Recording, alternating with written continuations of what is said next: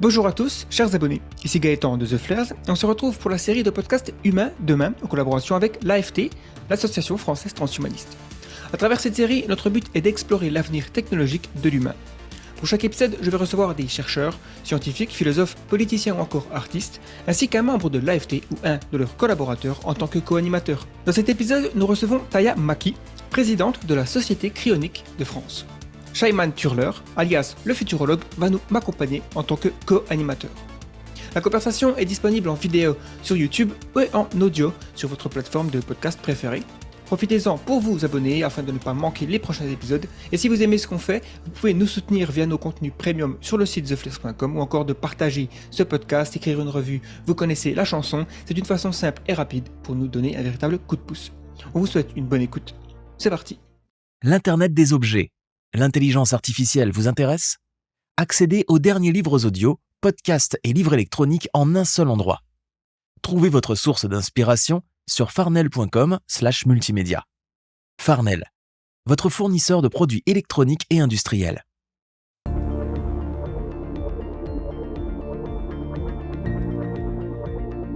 Le podcast Humain Demain. Merci Taya d'avoir accepté notre invitation pour discuter en grande partie de la cryonie et son rôle en France et à travers le prisme du transhumanisme, puisqu'on fait ce podcast en collaboration avec l'Association Française Transhumanisme. Mais déjà, j'aimerais vous demander si vous pouviez vous présenter quelques informations sur votre parcours, qu'est-ce que vous avez fait jusqu'ici, et également nous parler de la Société Cryonics de France. Qu'est-ce que c'est, quelle est sa mission? Donc déjà, merci aussi pour l'invitation. Je suis contente toujours de parler de la cryogénisation, de la cryonie en France. Et moi, je suis canadienne et je suis venue en France il y a 14 ans maintenant. Et j'étais toujours, depuis mon adolescence, je veux dire, intéressée par les mythologies anciennes qui m'a amenée vers le concept de l'immortalité. Et j'ai beaucoup découvert les livres sur la longévité, l'immortalité et ce genre de choses. J'ai beaucoup exploré aussi le transhumanisme plus récemment. J'ai rencontré quelqu'un, Roland Missonnier, qui a fondé en 1966 la première association pour la cryonics en France. Et il m'a demandé de prendre le relais, de relancer maintenant pour essayer de aider le mouvement et de créer les changements en France. Donc j'ai accepté. Donc je suis la présidente de l'association depuis 2014. Et c'est vrai que en tant que devenue mère de 2 enfants depuis ce temps, j'avais pas beaucoup de disponibilité de mettre sur l'association. Sauf que ces dernières quelques années où j'ai bien arrivé de trouver les personnes qui pouvaient aider l'association pour agrandir, pour faire un peu de communication, publicité. Donc, on est encore dans la phase de agrandissement et beaucoup de communication vers le public sur qu'est-ce que c'est la cryogénisation, comment ça marche, pourquoi toutes ces questions, comme il y a beaucoup de monde qui connaît pas du tout, ou il connaît juste par les films de science-fiction. Et voilà, donc j'ai été toujours intéressée sur ces sujets et c'est pour ça que j'essaie de créer un mouvement en France qui pourrait nous permettre d'avoir le choix légal de faire la cryogénisation, de faire fonctionner cette idée que ça sera peut-être possible un jour de revenir ou de vivre beaucoup plus longtemps. Très bien, je comprends l'idée. Effectivement, là, pour l'instant, on va dire que c'est la première étape, c'est de sensibiliser le public, parce que c'est vrai que je pense que ça reste quand même un sujet, même si dans la science-fiction, c'est assez répandu, notamment, surtout quand on parle de voyage spatial, on a l'impression que c'est un peu un cliché dans la science-fiction, mais un peu moins en ce qui concerne la longévité. Je vois, il n'y a pas beaucoup de films ou d'œuvres littéraires qui traitent de la cryonie pour traverser les siècles, par exemple. On va discuter ensemble, donc, du coup, à travers ce podcast, des différents aspects technologiques. Mais déjà, peut-être, on pourrait faire la différence, s'il y en a une, entre cryonie et cryogénie. En tout cas, dans la langue française, c'est deux termes qu'on utilise souvent pour parler de tout ce qui concerne mettre des choses très froides et les faire préserver. Donc, est-ce qu'il y a une différence? Et si oui, quelle est-elle? Oui, donc la différence, c'est cryonie, aussi appelé cryonics en anglais, qui des fois utilisé aussi en français. Cryonie, c'est spécifiquement pour préserver les corps ou les parties ou les organes, les cerveaux humains. Normalement, ça c'est spécifiquement lié à le fonctionnement pour les personnes. Mais en disant ça, il y a aussi les gens qui préservent leurs animaux de compagnons, les chats, les chiens. Donc ça, c'est plutôt la préservation des corps ou des cerveaux après la mort pour l'avenir. Ou le cryogénie, c'est c'est le domaine de scientifique qui est lié à d'utiliser les températures très basses. Donc, d'utiliser les températures de l'azote liquide, par exemple, pour les recherches ou pour les cellules souches, par exemple, ou de préserver les même les aliments, par exemple. Donc, la cryogénie, c'est plus globalement l'utilisation des températures très basses, et la cryonie, c'est spécifiquement la préservation des corps ou des cerveaux. Du coup, par rapport à ça, c'est quoi, disons, les aspects un peu techniques qui se trouvent derrière la cryonie? Qu'est-ce qui se passe à partir du moment où le patient décède? Quelle est un peu la procédure qui se met en marche? Oui, donc pour avoir un succès dans le cryonie, c'est très très important de faire les actions tout de suite. Dès que le mort est déclaré, il faut commencer le refroidissement du corps avec la glace est dans une bain de l'eau et de glace.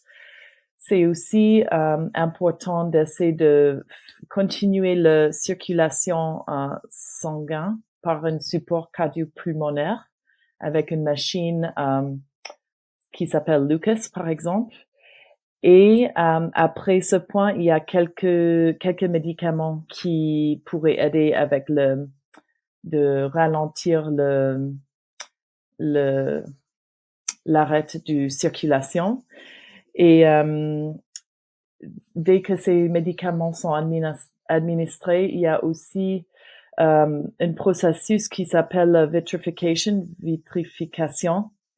qui c'est de remplacer l'eau dans le corps par une cryoprotectante. I don't know if that's a word. Un liquide qui va conserver le corps sans faire les cristaux de glace. Donc ça, à cette étape-là, la vitrification, c'est à une certaine température, et après le refroidissement, c'est très progressif jusqu'aux températures de l'azote liquide de moins 196 degrés.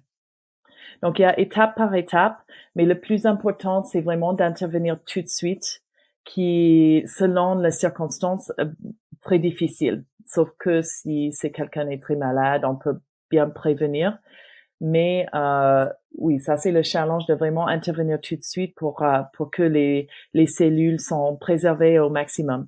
On reviendra certainement sur voilà ce qui pourrait se passer, des scénarios différents en cas de fin de vie, justement pour arriver jusqu'à la cryonie. Mais déjà, en termes scientifiques, aujourd'hui, on en est où sur les avancées qui ont été faites? Bon, on sait que c'est possible, mais c'est plus on en est où jusqu'à... Est-ce qu'on a déjà réussi à cryoniser et à ramener à la vie? Ça, je crois pas, hein, ça se saurait, mais peut-être des animaux ou des organes, il me semble qu'il y a déjà eu ça.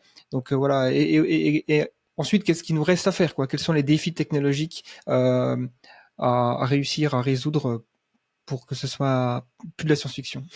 Il y a un grand besoin de beaucoup plus de recherche sur le côté de réanimation, mais il y avait quand même beaucoup de recherches très positives et optimistes ces dernières, je veux dire même 10 ans. Il y a Greg Fahey qui a réussi à préserver une kidney. Le kidney, c'est le rein. Non, je pense que c'est le rein, d'un lapin et de faire réanimer après une cryogénisation. Et il a prouvé que c'était complètement viable. Ça veut dire qu'il y avait aucun dommage au niveau cellulaire. Il y a aussi la recherche de Natasha Vida-Moore, qui est une personne très importante dans le mouvement, et elle a fait une étude sur une petite verre, le C. elegans, et elle a aussi préservé par la cryogénisation ces vers, et elle a fait réanimer ces vers, et ils étaient vivantes, mais pas juste ça, ils ont réussi à reproduire. Donc ça veut dire qu'ils avaient une vie vraiment entre guillemets normale après d'avoir été réanimés. Pour faire tout un corps humain, bien sûr, c'est beaucoup plus complexe. Donc, il faut le recherche déjà au niveau du cerveau. Il y a pas mal, Greg Fahey maintenant, il fait le travail sur le cerveau. Et donc, déjà, si on peut bien préserver le cerveau et éventuellement tout le corps humain, ça a besoin de recherche. Mais quand même, je vois que avec le progrès de recherche, le très peu de recherche qu'on a, c'est très optimiste, à mon sens. Après, pour la réanimation, je voulais vous montrer, je ne sais pas si c'est en miroir ou pas. Non, on arrive à lire, oui. C'est par Robert A. Freitas et ça s'appelle Cryostasis Revival. C'est un énorme livre sur les idées de comment faire la réanimation par la nanotechnologie. Et c'est tellement bien, le recherche est très bien fait, c'est très complet. Mais il faut, bien sûr, ce travail doit être fait pour arriver à ce point. Mais qu'il y a les gens qui travaillent dedans, mais comme c'est vraiment un tout petit, un sujet qui, on peut dire, pas accepté globalement, il y a besoin des ressources financières pour ce recherche, parce qu'il y a très très peu disponible en ce moment. Et donc du coup, juste pour avoir peut-être un peu de contexte sur l'histoire de la cryonique, quand est-ce que ça a commencé, les premières personnes peut-être qui se sont intéressées à ce domaine de recherche parce qu'ils se sont rendus compte que le froid préserve, donc ils se sont dit tiens, si on met une pomme dans un réfrigérateur, elle dure plus longtemps, donc pourquoi pas mettre un humain. Et donc je sais pas quand c'est que on a commencé à prendre conscience que ça pouvait être possible. Je pense que l'idée, ça existe depuis même avant les années 60, parce que déjà les années 60, c'est quand ils ont commencé de créer les entreprises. Donc il y a déjà Eric Drexler qui a écrit Engines of Creation. Il y avait James Bedford, c'était la première personne d'être préservé.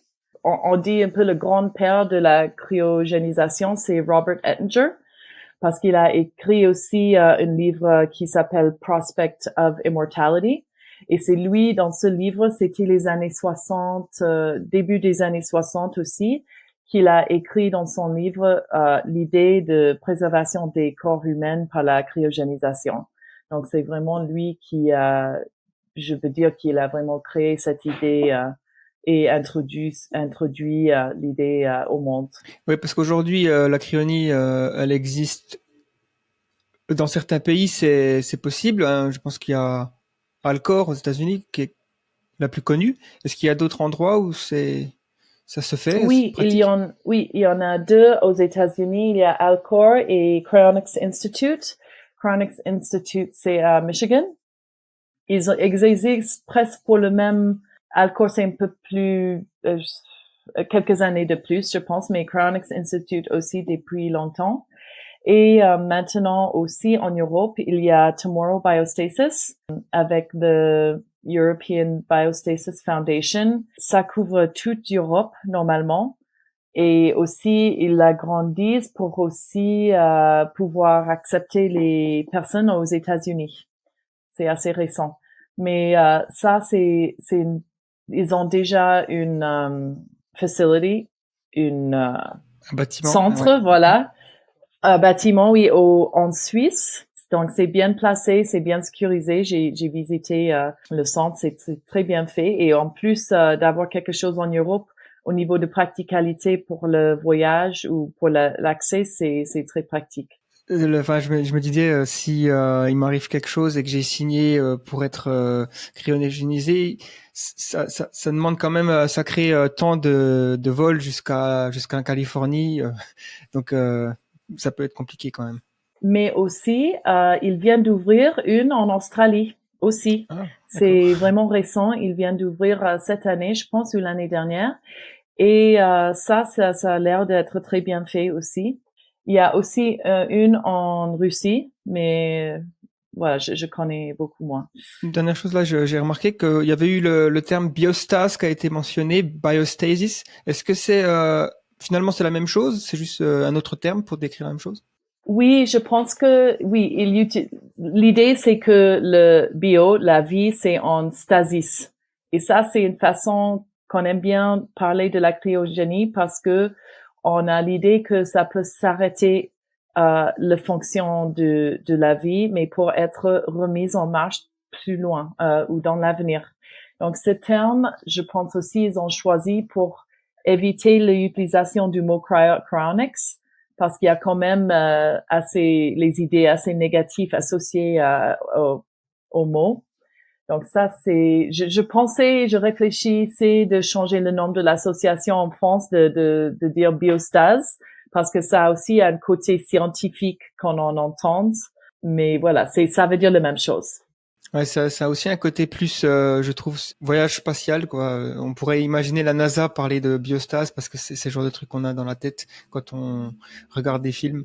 On a souvent les personnages qui se disent, oh, on va entrer en biostase pendant 100 ans pour atteindre la planète, peu importe. Donc, ouais. Oui, j'aime bien le mot aussi. Ça a un côté, oui, un peu futur, un peu scientifique aussi, et ça évite le mot cryonics. Et ouais, sur les aspects techniques, aujourd'hui, il me semble qu'on sait que la cognition, en fait, n'a pas lieu uniquement dans le cerveau, dans le sens où, par exemple, elle peut aussi être influencée par peut-être des bactéries ou des neurones qu'on peut avoir dans le ventre, ou bien on sait, par exemple, que s'il fait froid, on va penser différemment que s'il fait pas froid. Enfin, je crois qu'il y a même certaines théories qui disent que une conscience ne pourrait se développer que si elle est à l'intérieur d'un corps. En fait, que c'est le corps et son interaction avec l'extérieur qui produit la conscience ou ce genre de choses. Est-ce que déjà ces choses sont plus ou moins correctes? Et qu'est-ce que ces recherches du coup et le fait de penser que toute la cognition ne serait pas uniquement réductible au cerveau aurait comme impact justement sur la cryonie? Oui, intéressant. C'est vrai qu'il y a quelques arguments pour quand, par exemple, si on préserve juste le cerveau, qu'est-ce qu'on perd au niveau de le connaissance dans le corps? C'est pour ça, moi, personnellement, je préfère l'idée de préserver tout le corps. Comme ça, il y a tout qui est préservé. En plus, le mémoire musculaire, vers toutes nos expériences, tout ce qu'on a appris, c'est un peu dans le corps. Cette idée qu'il y a quand même une partie de conscience dans l'estomac ou les parties digestives. Et c'est intéressant de voir ça. Au niveau de recherche, je ne sais pas si c'est vraiment quelque chose de concret ou pas, mais c'est un sujet assez intéressant de considérer quand on parle de la cryogénie.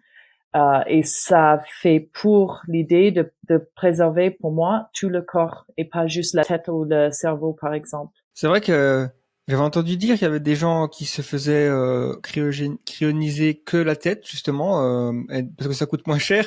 Mais enfin, quel est l'objectif? Finalement, qu'est-ce que ces gens espèrent de la procédure? Est-ce qu'ils pensent qu'ils vont avoir leur esprit dans le futur très lointain numérisé et qu'ils vont pouvoir vivre dans une simulation ou autre, ou qu'ils vont pouvoir avoir un corps qui va être greffé, enfin la tête greffée sur un nouveau corps? Enfin, je sais pas exactement les promesses derrière cette procédure. Il y a plusieurs idées. Comme on est assez loin de arriver là, l'idée c'est oui déjà de proposer quelque chose moins cher et plus accessible pour que plus du monde pourrait accéder. Et l'idée, c'est soit de recréer, soit recréer un corps. Si on a la technologie pour faire la réanimation, on aura probablement la technologie pour refaire un corps humain à partir des cellules, par exemple. Et sinon, oui, les idées du simulation ou de mind uploading, toutes ces idées-là qui sont un peu plus liées au transhumanisme, je pense. Mais voilà, il y a plusieurs possibilités dans l'espoir qu'il y aura une technologie ou des technologies qui pourraient permettre de revivre une façon ou autre. Et ça, c'est aussi quand on pense de comment ça pourrait être l'avenir. Il y a plein de possibilités, comment ça pourrait, est-ce que ça va ressembler à ce qu'on a maintenant ou complètement différente? On ne sait pas vraiment. Mais c'est très intéressant d'explorer toutes ces idées, je trouve aussi. Ouais, ben justement, c'est un peu le sujet de la prochaine question que j'aimerais vous poser, c'est-à-dire finalement pourquoi faire ça? On a vu qu'on pouvait le faire, donc il y a le comment, il y a voilà, mais le pourquoi, c'est souvent aussi en science une question qu'il faut se poser. Et donc, quels sont les arguments finalement? Quels sont les bénéfices pour l'humanité de cette technologie, si on a quelques-unes? Je pense qu'il y en a plein d'avantages possibles. Déjà, si on arrive à bien préserver les organes, ça pourrait être très important pour la médecine et pour les gens qui ont besoin d'un organe remplacé, et même pour la reproduction. Et ça, il y a plein de avantages possibles de aider avec la reproduction les personnes qui ne peuvent pas physiquement, par exemple. Pour l'avenir, pour moi, c'est vraiment la joie de vivre et la curiosité de découvrir l'avenir et de voir l'avenir, de pouvoir avoir une vie beaucoup plus longue pour faire toutes les choses qu'on aimerait faire ou apprendre ou contribuer au monde. Et pour moi aussi, l'idée d'un grand avantage quand, j'espère, on arrive à faire revenir les personnes cryogénisées, c'est que ces personnes auront une expérience et un savoir qui peut bénéficier l'humanité par leur savoir, par leur connaissance et même par la fait qu'ils ont existé dans le passé. Et ça pourrait ajouter une richesse aux échanges sociaux et au monde que je trouve qui est très intéressante. Et l'idée aussi, c'est que on aura les personnes qui sont revenues. Quand on arrive à réanimer les personnes, ça sera en bonne santé. On arrive à enlever les maladies graves pour qu'ils peuvent revenir les personnes qui contribuent à l'économie et qui pourraient fonctionner comme les personnes en bonne santé. Donc pour moi, ça agrandit la population qui contribue à le bien-être de l'humanité. Parce qu'il y a finalement l'argument cryonie pour vivre plus longtemps, c'est finalement à peu près les mêmes arguments que pour d'autres approches médicinales d'augmenter la longévité. Donc ça va être avec la réjuvénation, la reprogrammation cellulaire, la réparation continue du corps, peu importe la façon dont on va pouvoir vivre plus longtemps en bonne santé. Au bout d'un moment, est-ce que la cryonie, elle sera peut-être j'ai l'impression que la cryonie, ça peut être utile tant qu'on n'a pas accès à la médecine anti-âge. Donc ça peut créer une sorte de pont, mais une fois qu'on aura accès pour pas cher à la possibilité de ne jamais vieillir finalement ou de rajeunir ou ce genre de choses, je me demande pourquoi on ferait de la cryonie. Est-ce que c'est une bonne façon de voir les choses? Oui, c'est exactement ça pour moi. On ne veut pas avoir besoin d'utiliser la cryogénisation. C'est que si on n'arrive pas à temps de vivre beaucoup plus longtemps. Mais comme il y a beaucoup de monde qui fait les recherches dans la longévité, ils ont dit qu'il y a quand même aussi assez loin d'y arriver. The longevity escape velocity, as Aubrey de Grey, il il dit. Oui, pour moi, c'est vraiment un pont vers l'avenir, exactement comme vous avez dit. Mais il y aura toujours besoin pour le côté médical. Et par exemple, si il y a, oui, jusque on n'a pas l'utilisation des technologies de longévité, de réjuvénation, c'est important je pense que la cryogénie, c'est plus faisable plus tôt que la longévité. Mais on a besoin des deux, en fait. L'idée, c'est que il y a beaucoup de monde qui est assez âgé maintenant, qui vont pas avoir la longévité, les technologies dans les prochains 10 ans, par exemple. Selon qui tu parles, il y a les très optimistes et les moins optimistes. Mais voilà, c'est utile si on a besoin d'avoir du temps, en fait. Oui, c'est l'idée de se mettre en pause finalement pour attendre la médecine du futur. Ce que j'avais entendu dire, un argument qui m'avait plu aussi, c'était l'idée que finalement aujourd'hui, s'il nous arrive quelque chose et qu'il y a deux hôpitaux, il y a l'hôpital A qui a pas l'équipement pour nous aider, l'hôpital B qui se trouve à 10 kilomètres plus loin, mais il a l'équipement pour nous aider. Du coup, l'ambulance, elle va nous emmener à l'hôpital B. Et l'idée de la cryonie, c'est de dire que l'hôpital B, il se trouve dans le futur, en fait. Et donc, ce qu'il faut, c'est nous emmener dans cet hôpital B dans le futur. Et pour ça, il faut se mettre en pause. Donc, j'imagine que oui, quelqu'un qui a une maladie incurable, par exemple, pourrait se dire, j'ai meilleur temps de miser sur ça plutôt que la probabilité de 100% que je meure finalement. C'est aussi une question de probabilité, j'ai l'impression, d'après ce qu'on sait, genre quand on est incinéré ou enterré, on revient pas à la vie. Par contre, quand on a la cryonie, il y a peut-être un tout petit peu plus de pourcentage de probabilité que ce soit possible. Et quelqu'un qui est rationnel, ben c'est un pari qui serait prêt à prendre. Je pense qu'il y a des gens il y a déjà des gens qui ont signé pour ça. Oui, c'est exactement ça. C'est une possibilité ou rien de tout. Donc pour moi, c'est logique et en plus, si quelqu'un s'inscrit plus jeune, c'est beaucoup moins cher pour les assurances de vie et tout ça. Pour moi, c'est un petit coût financier pour avoir cette possibilité d'un avenir plus loin. Donc pour moi, je comprends pas des fois pourquoi il y a pas beaucoup plus de monde qui sont inscrits. On met l'argent dans n'importe quoi, mais pour cette possibilité, je trouve la vie c'est le plus importante chose qu'on a. Donc des fois ça me surprend qu'il y a pas beaucoup plus de monde qui est convaincu par l'idée. Mais voilà, c'est pour ça c'est vraiment une idée qui pas tout à fait accepté dans le sens que c'est bizarre, c'est encore un peu weird, bizarre et un peu comme la science-fiction, mais moi, ça me semble évident de choisir ça. Mais voilà, c'est pas, tout le monde n'est pas logique, mais voilà, c'est les choix aussi quand on parle de la mort et la vie après, c'est très personnel. Et c'est les idées très intimes. Des fois, les gens ont difficulté de penser autrement que les traditions.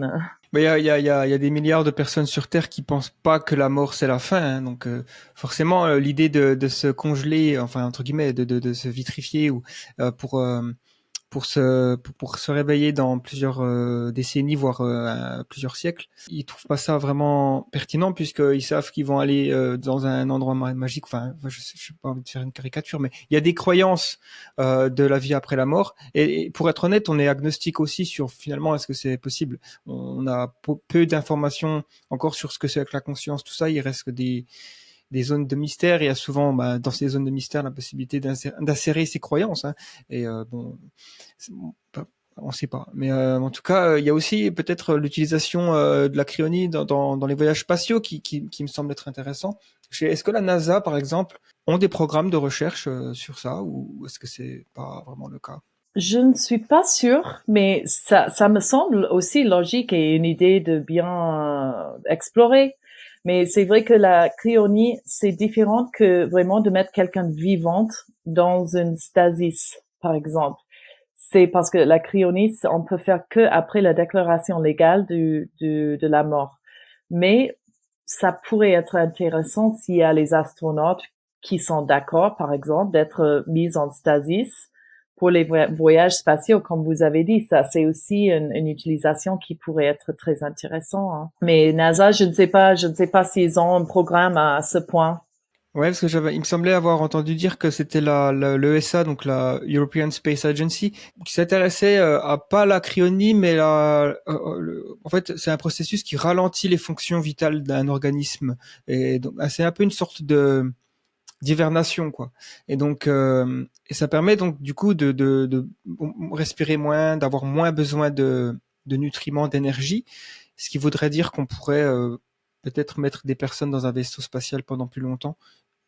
Mais bon, ça, c'est pas non plus la cryonie, mais ça se rapproche quand même de l'idée. Oui, tout à fait. Et justement, en fait, par rapport à ça, est-ce que, enfin, par exemple, en Suisse, maintenant, on peut voir qu'il y a des gens qui sont en bonne santé, qui décident, par exemple, de faire appel au suicide assisté ou comme ça, parce que, par exemple, ils ont peur du vieillissement, etc.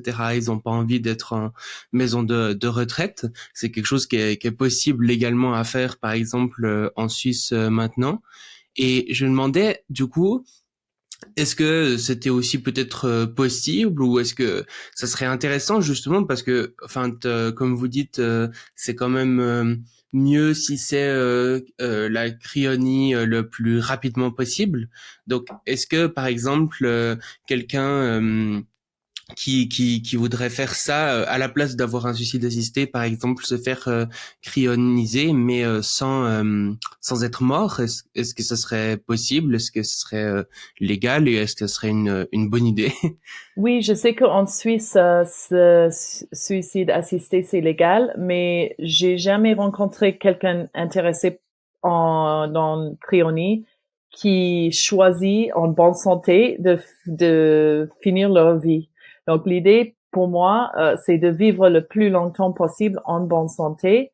Et c'est que si, par exemple, tu as une maladie grave, incurable, ou tu as un accident, un grave accident, par exemple, ou quelque chose qui change beaucoup ta qualité de vie, ça peut être de considérer ce choix. Mais si quelqu'un en bonne santé, je vois pas l'intérêt d'arrêter la vie avant que on a encore quelques belles années devant nous, par exemple. Mais pour les maladies, oui. Si, par exemple, un cancer incurable arrive, la personne pourrait voyager d'aller en Suisse pour être très proche de Tomorrow Biostasis, par exemple, pour qu'il puisse vraiment être prêt quand ça se passe. C'est une bonne idée pour avoir une meilleure cryopréservation. Il pourrait y avoir des gens qui seraient intéressés de se cryoniser en étant en bonne santé, tout ça, juste parce qu'ils en ont un peu marre de leur époque et ils veulent vivre au 22e siècle. Ils veulent voir, ils se disent, j'arrête là, je tourne la page du 21e siècle, je me mets en pause et je me réveillerai au 22e siècle. Mais là, admettons que la cryonie marche, enfin, là, je me place dans un futur où on sait que ça marche, on a fait ça avec des animaux de compagnie, des humains, c'est un futur peut-être dans 100 ans, hein. En tout cas, avec l'IA, on ne sait jamais, ça peut précipiter aussi la recherche. Voilà, ça peut être peut-être une motivation des personnes qui souhaitent faire des sauts comme ça dans le temps pour parce qu'ils sont pas, ils s'ennuient peut-être, je sais pas. Oui, bon, c'est possible. Spéculatif. Oui, de voir l'avenir, mais oui, il faut bien vivre ici et maintenant pour essayer d'arriver à ce point. Mais oui, ça, c'est un argument. Il faut considérer aussi la situation des éthiques qui est autour de ça. Si ça marche et ça fonctionne bien, comment on va encadrer ce choix que n'importe quand, n'importe où, il faut, je pense, avoir quand même une raison de le faire et d'encadrer avec les questions éthiques aussi quand ça arrive. Ouais, parce que ça demande quand même une sacrée confiance en l'avenir, parce que si on place sa vie finalement dans un caisson et on se dit ben faut que rien n'arrive à ce caisson-là pendant un siècle ou peut-être plus ou moins, et donc ça veut dire ok, il faut pas qu'il y ait de guerre qui vienne détruire le bâtiment, il faut pas qu'il y ait de panne de courant, enfin un truc tout simple, mais ça peut arriver. Il faut pas que l'entreprise fasse faillite. Enfin, ça peut être. Oui, c'est sûr. Il y a toutes ces incerteintés qui jouent là-dedans, et c'est pour ça il met des fois des fonds l'argent dans une fiduciaire, fund, je me rappelle plus le mot, mais pour l'avenir aussi, pour qu'il y a les quand tu reviens que tu as quelque chose. Et justement, en fait, au niveau du coût, etc., il me semblait avoir vu des chiffres, genre que pour cryoniser le cerveau, c'était 60 000 euros, et pour le corps entier, 200 000 euros, quelque chose comme ça, je crois. Et j'ai aussi entendu parler d'assurance, où en fait, du coup, il y aurait pas besoin de payer l'entièreté de cette somme, mais peut-être d'avoir une sorte d'abonnement avec une assurance vieillesse ou quelque chose comme ça. Comment ça se passe? Et puis à partir de combien par mois est-ce qu'on peut se faire cryoniser? Oui, il y a plusieurs options. Les prix que tu as cités, c'est Alcor, c'est le plus cher. Mais ils sont bien, hein, ils mettent beaucoup d'argent à côté pour la recherche et tout ça. Et en plus, ils ont une équipe de stand-by pour faire ces actions tout de suite. C'est le plus abordable, c'est par l'assurance de vie, c'est ça. Et ça devient le plus que quelqu'un est jeune et en bonne santé, le moins cher ça coûte. Et avec, par exemple, Tomorrow Biostasis, avec qui je suis membre, c'est 25 € par mois. Et après, le coût de l'assurance, ça pourrait être, par exemple, 15 € par mois. Donc, si tu as moins de 40 ans, ça devient 40 € par mois. Et il propose aussi une assurance en Allemagne qui couvre tout le monde en Europe. Donc, il propose ça. Toi, soit tu peux choisir leur assurance qui couvre et qui est un prix pas de tout cher, je trouve.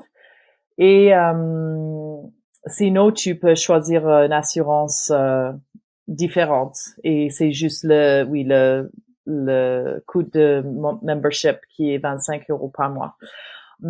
Aussi, ils ont mis en place un type de souscription où c'est il faut voir les détails, mais c'est beaucoup moins cher. C'est 4 €, 10 € par mois, qui c'est pas une pleine.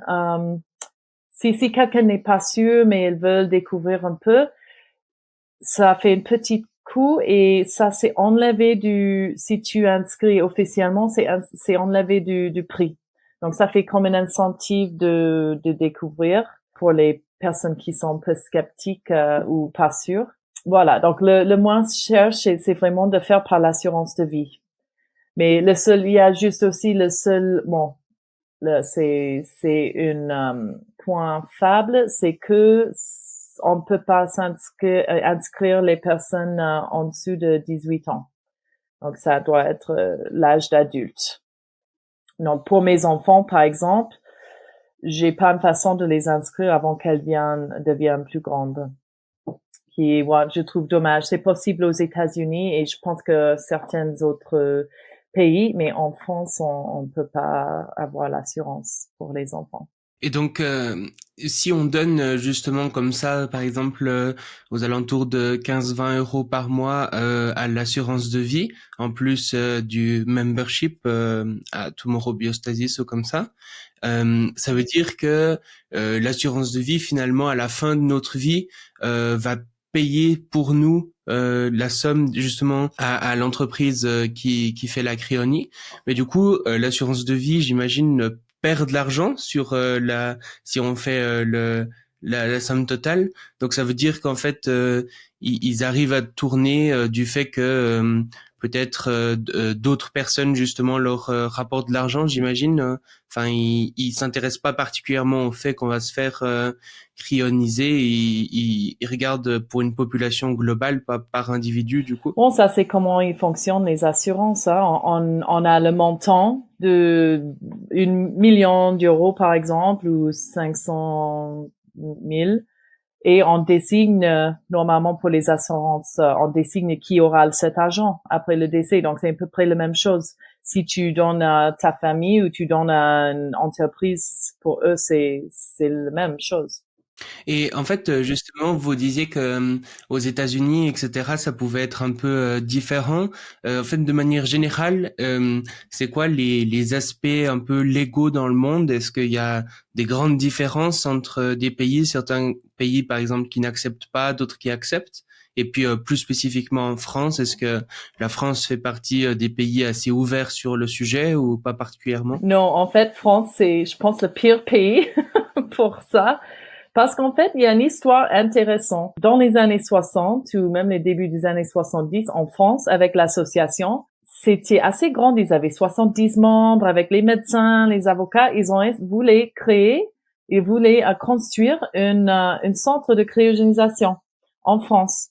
Et à certains niveaux, c'était pas autorisé. Et ça, c'était pas bien. Après, il y avait une médecin qui était partie de l'association, Dr. Martineau, il a construit une congélateur dans son château. Il a préservé sa femme quand elle est décédée par le cancer. Et donc, il avait les gens, vous pouvez visiter le château pour voir le congélateur. Et c'était après sa mort 2002, je pense, où son fils voulait conserver son père parce que c'était les dernières volontés. Donc, il a mis le père dans le congélateur. Mais à ce point-là, il y avait les autorités qui sont intervenues en disant que c'est pas légal. Après toutes ces années, quand même. Donc, ils ont lancé une procédure légale que éventuellement il a perdu le fils. Donc, et en plus de ça, le congélateur, il y avait un dysfonctionnement technique qui faisait que la température a commencé de remonter. Donc, le fils, il a lâché parce il a perdu au niveau national, mais il voulait l'amener au corps européen de droits de l'homme. Mais comme ses parents étaient, c'était plus possible de les préserver, il a lâché. Donc, si il avait, par exemple, gagné à ce point-là, au niveau de l'Europe, peut-être ce sera différent. Mais actuellement, en France, c'est considéré illégal de conserver un corps par la cryogénisation en France, mais c'est légal quand même de transporter un corps hors de France. Donc ça, pour nous, c'est la seule façon qu'on pourrait faire aujourd'hui, c'est de sortir de France et de transporter le corps vers la Suisse, par exemple, ou les États-Unis. Ça, c'est une de nos démarches aussi, d'essayer de faire un processus légal pour pouvoir avoir ce droit en France et d'avoir la liberté de choisir. Quand même, ça fait partie des droits normalement. Mais il faut, tout un temps pour arriver de changer cette idée en France. Mais on pourrait légalement sortir du pays ou avoir le corps transporté ailleurs. Je pense que les autres pays, il n'y a pas de souci, il n'y a pas des autres soucis au niveau légal. Mais je sais que au Colombie-Britannique, au Canada, où je suis née, il y avait une loi contre d'avoir l'assurance de vie pour la cryogénisation. Ils ont réussi avec une association là-bas de retourner cette loi et de gagner contre ça. Donc ça, c'est déjà un truc positif. Il y a les démarches légales qui étaient gagnées pour la cryogénisation. Donc il y a cette fameuse fille en Angleterre qui a gagné le droit de se faire cryogéniser parce qu'elle avait un cancer, je pense, et elle a gagné le démarche. Elle est où en ce moment? Enfin, elle est déjà cryogénisée ou pas encore? Oui. En Amérique? Oui, je pense qu'elle est à Alcor ou Cryonics Institute, je sais pas exactement. Mais ouais, et quand on voit mondialement, ça c'est un côté assez positif, mais en France, pas trop positif pour l'instant. Mais j'essaie d'être partie de changer ça avec l'association et avec finalement que j'ai plus de monde pour m'aider à faire ces démarches. On a un directeur médical, un médecin qui est avec nous et ainsi qu'un avocat. Donc on arrive à petit essayer de changer la situation en France. Quelles sont généralement les critiques et les controverses les plus courantes entourant la cryonie et comment vous y répondez généralement? Est-ce qu'il y a des choses qui reviennent plus souvent que d'autres? Oui, beaucoup de critiques. Plutôt que c'est pas naturel, entre guillemets, que on doit mourir parce que ça fait partie de la nature. Mais quand on voit déjà la duration de la vie depuis des époques, c'est beaucoup plus long maintenant qu'avant par la médecine. Et pour moi, c'est une étape naturellement qu'on veut éviter les maladies graves et de vivre beaucoup plus longtemps en bonne santé. Pour moi, c'est une extension de cette idée-là, la cryogénisation. Après, il y a aussi beaucoup de monde qui dit que ça va être jamais possible au niveau science, mais quand on voit la recherche aujourd'hui, c'est optimiste et en plus, si on a beaucoup plus de monde qui soutiennent l'idée pour mettre l'argent pour faire plus de recherches, c'est beaucoup plus probable on arriverait. Le temps, je ne peux pas vraiment dire combien de temps, mais je pense que c'est probable si on continue et on a le soutien pour la recherche. Un autre argument contre, c'est les dommages cellulaires. Par exemple, les cristaux de glace, par exemple, formés dans le corps ou dans le cerveau, et que on n'a pas parfaitement le technique pour conserver un corps. Mais après, c'est la même chose. Le plus de recherche on a pour faire le vitrification et le procédure de la cryogénie, le mieux ça sera au niveau d'avoir moins des cellules endommagées, par exemple.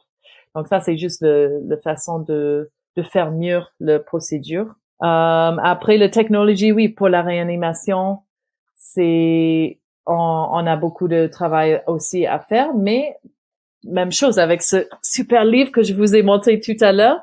Il y a plein d'idées. On a juste vraiment besoin de faire la recherche et d'arriver. S'il y a l'intérêt, on arrive, je pense. Un autre argument, c'est beaucoup très très très cher, donc c'est pas accessible pour tout le monde. Oui, je suis d'accord. Pour l'instant, c'est très cher parce qu'il y a très peu de monde qui est inscrit. Dès que on a plus du monde qui s'intéresse et qui s'inscrit, l'idée c'est de faire tomber le coût financier. Donc, comme s'il y a le soutien, ça va fonctionner comme une entreprise qui a beaucoup plus de ressources qui pourrait réduire le coût. Un autre, oui, c'est tous ces arguments spirituels que ça va contre non, mais ça c'est les croyances voilà, bien sûr, il y aura pas tout le monde qui va s'intéresser, mais moi, j'espère au moins que les gens qui s'intéressent dans la technologie, la longévité, même le transhumanisme, sera intéressé de soutenir l'idée pour que ça devienne plus viable. Il y a aussi une critique là, enfin peut-être quelque chose que les gens ont dans leur tête quand ils entendent ça, c'est se dire que finalement ce qui donne sens à la vie pour beaucoup de gens, c'est leurs proches, et donc si on imagine se réveiller dans 200-300 ans après un long séjour en stase, on sera tout seul quoi finalement. Même si on continue à vivre, on aura perdu D'ailleurs, je pense que c'était le sujet principal du film Real Life. Je sais pas si vous l'avez vu. C'est peut-être le seul film qui parle de cryonie. Enfin, c'était en anglais le titre Real Life. Je sais pas s'il y a une traduction en français. C'est un film assez intéressant d'ailleurs, qui montre une personne qui a atteint d'une maladie incurable, je crois que c'est une tumeur au cerveau, et qui décide de se suicider, mais de manière douce, c'est-à-dire en prenant du poison, quelque chose comme ça.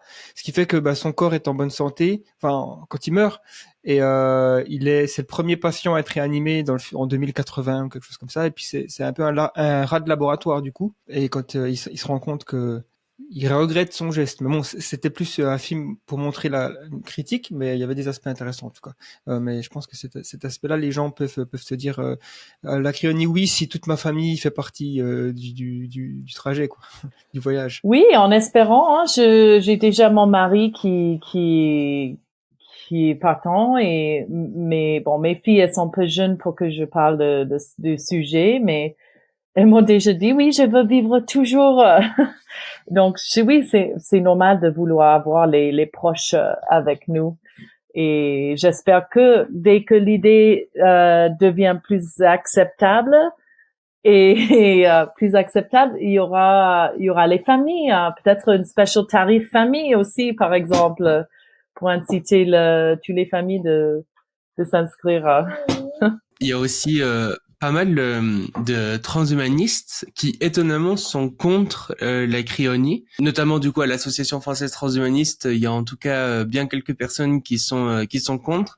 Et je me demandais du coup, est-ce que vous avez des informations sur pourquoi? Est-ce que enfin j'imagine que c'est des critiques plus intéressantes que les trucs de c'est pas naturel ou l'âme ou des trucs qu'on a l'habitude d'entendre.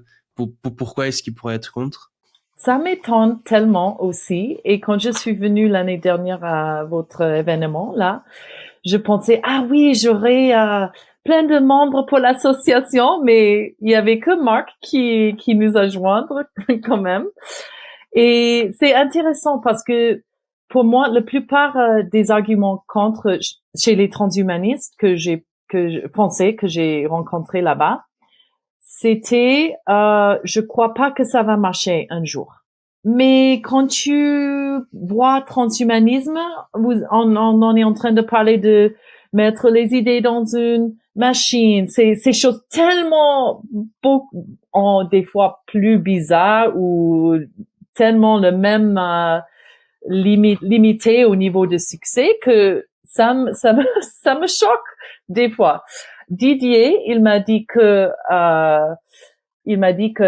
oui, il croit pas que ça va marcher. Donc il est sceptique parce qu'il croit pas qu'on arriverait aux technologies qui nous amènent de faire la réanimation, par exemple.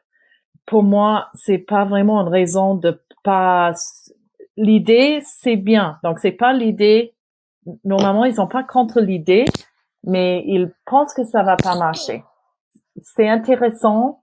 J'aimerais bien discuter avec ces personnes qui sont contre parce que pour moi, il y a pas de logique. Si il y a un intérêt dans la longévité, même dans le transhumanisme, de nous améliorer l'humanité par la technologie, si j'ai bien globalement, ça c'est ce qui est la transhumanisme, c'est une extension de cette idée. Donc, pour moi, c'est pas du tout logique d'être contre la cryonie, mais pour le transhumanisme. Si quelqu'un meurt demain un accident de voiture ou autre, par exemple, d'améliorer l'humanité par le transhumanisme, il faut être vivante. Donc, pour moi, c'est vraiment une question intéressante. Donc, pour la plupart, je pense que les critiques, c'est que ils pensent pas ils sont sceptiques du technologie et de capacité de arriver d'avoir la bonne technologie. Mais pour moi, c'est pas raison de pas faire un effort, de pas explorer les idées comme toutes les autres idées intéressantes de transhumanisme. Je pense qu'il y a peut-être aussi une volonté on va dire si on doit parier sur quelque chose entre la réjuvénation, entre l'anti-âge, entre les recherches de David Sinclair, entre tout ça, entre même la théorie d'Aubrey de Grey et la cryonie, je pense qu'il y a beaucoup de gens qui mettraient plus d'argent dans la recherche pour rajeunir le corps humain pendant qu'on est encore en vie, voilà, pour arriver à l'âge de 60 ans et ensuite repartir à 50, repartir à 40 et refaire un cycle presque, ou alors carrément stopper les processus du vieillissement tout court, quoi. Et il y a peut-être plus de promesses à ce niveau-là qu'en cryonie. C'est peut-être pour ça qu'il y a certains transhumanismes qui pensent que c'est le plan B, voire le plan C. Ben, le plan A, ça reste anti-âge. Oui, c'est ça. Mais pour moi, on a besoin des deux. Parce que quand on voit aussi la recherche de longévité, on est assez loin d'arriver d'avoir dans nos vies de maintenant. Donc c'est pour moi aussi une coûte pas très important qu'on pourrait mettre à côté au cas où qu'on a besoin. Donc pour moi c'est vraiment un au cas où, mais il faut que ça marche aussi bien. Et peut-être un truc qui peut rebuter certains aussi, c'est l'aspect de se dire Est-ce que finalement, la cryonique a l'air assez complexe, assez high-tech, voilà, demandant de rester hyper froid pendant très longtemps comme ça? Est-ce que ça va pas consommer beaucoup d'énergie et puis émettre beaucoup de gaz à effet de serre ou comme ça? Est-ce qu'il n'y a pas un coût trop grand sur l'environnement? Oui, oui, c'est aussi une critique qui revient en tant qu'écologiste. Moi, mes études, c'était dans l'écologie. Donc, c'est intéressant de voir, mais en sachant que l'azote liquide qui garde la température très basse, ça prend pas beaucoup d'énergie, en fait. Et il y a beaucoup moins d'une empreinte, carbone que d'autres entreprises, par exemple. Et quand on voit ça, c'est vraiment juste le bâtiment. Il faut avoir l'électricité, mais les dewars, les containers où on met les corps, ça, il n'y a pas besoin d'électricité. C'est juste l'azote liquide de remplir de temps en temps, mais c'est pas un grand coût énergique finalement. Ok, bon, on arrive à la fin de notre podcast. J'aimerais juste poser une dernière question pour ceux qui sont intéressés pour aller plus loin, pour en apprendre plus sur la cryonie. Quelles sont les options, même si les personnes qui envisagent même la cryonie pour eux-mêmes, pour leurs proches, quelles sont les ressources, les endroits pour en apprendre plus? Oui, donc nous, l'association, la Société Cryonics de France, on est là pour vraiment aider les personnes en France pour faire la démarche de découvrir l'information, aussi de s'inscrire s'ils souhaitent. Éventuellement, on aimerait avoir une équipe qui pourrait faire ses premières actions sur les corps pour les transporter hors de France, jusqu'on arrive à légaliser en France. Mais voilà, on est vraiment dans l'aide des membres de l'association avec l'information, comment s'inscrire, qu'est-ce qu'il faut faire, comment faire, et éventuellement aider vraiment physiquement d'être là au moment du décès pour transporter les corps et faire les premières actions nécessaires. Donc, nous sommes, actuellement dans le communication d'essayer de trouver plus de membres et après, éventuellement, vraiment faire les actions en France pour les membres qui souhaitaient d'être cryogénisés. Donc, notre site internet, alors, il faut que je vous dise, c'est www.francecryonics.fr. Et comme ça, on a aussi les liens vers Tomorrow Biostasis, vers Alcor, vers les autres entreprises et plein d'informations aussi. Il y a une publication en français aussi fait à peu près une fois par an par Roland Missonnier, le premier membre. Et ça, c'est plein d'informations, des recherches actuelles, plein d'informations intéressantes en français. Ah, super, j'encourage tous ceux qui nous écoutent et qui sont intéressés à aller sur ce site pour en apprendre plus. Ça m'a l'air d'être la source parfaite en français, en tout cas pour se tenir au courant sur la cryonie et les évolutions futures. Merci encore, Taya, pour votre participation. Ouais, merci pour tout. Merci beaucoup. Un réseau mondial de connaissances et l'engagement de vous accompagner à toutes les étapes de vos projets. De la recherche à la conception, en passant par la maintenance, Farnell, une équipe de confiance. Pour en savoir plus, rendez-vous sur fr.farnell.com.